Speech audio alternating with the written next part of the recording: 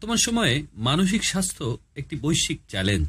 সমাজ ও পরিবারে depression, anxiety এবং মানসিক চাপ ভয়াবহভাবে প্রভাব ফেলছে। এই বাস্তবতায় পুরান ঢাকার লক্ষ্মীবাজারে সামাজিক সংগঠন ঢাকা মৈত্রী আয়োজন করে মানসিক স্বাস্থ্য বিষয়ক কর্মশালা the inner light mental health session and certification 2025। কর্মশালায় উপস্থিত ছিলেন বিভিন্ন শিক্ষা প্রতিষ্ঠানের শিক্ষার্থী সহ নানা শ্রেণী পেশার মানুষ। সেশনটি পরিচালনা করেন প্রখ্যাত সাইকোথেরাপিস্ট ডলি আক্তার। তিনি অংশগ্রহণকারীদের সামনে তুলে ধরেন ডিপ্রেশন ও অ্যাংজাইটি মোকাবেলার কৌশল এবং ইতিবাচক জীবনধারা গঠনের প্রয়োজনীয়তা। অনুষ্ঠানের অন্যতম আকর্ষণ ছিল মানসিক স্বাস্থ্য বিষয়ক কুইজ শো। কুইজটি পরিচালনা করেন অনুষ্ঠানের সমন্বয়ক সাকিব আহমদ। কর্মশালা শেষে অংশগ্রহণকারীদের হাতে তুলে দেয়া হয় সার্টিফিকেট। প্রধান অতিথি হিসেবে উপস্থিত ছিলেন মোহাম্মদ নিজামুদ্দিন জিটু, সম্পাদক ও প্রকাশক, দৈনিক গণকণ্ঠ।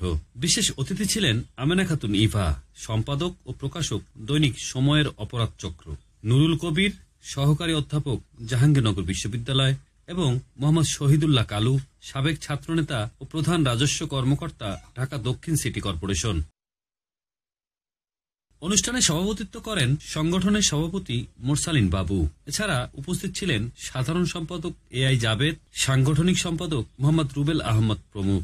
আয়োজকরা জানান, ভবিষ্যতেও তারা মানসিক স্বাস্থ্য, ব্যক্তিগত উন্নয়ন ও সামাজিক ইতিবাচক পরিবর্তন নিয়ে নিয়মিত এ ধরনের কর্মশালা ও সেশন আয়োজন করবে। মানসিক সুস্থতা রক্ষার বার্তা ছড়িয়ে দিতে ঢাকা মৈত্রীর এই আয়োজন নতুন দিগন্ত উন্মোচন করল। আপনারা দেখছেন দৈনিক গণকণ্ঠ, সবার কথা বলে।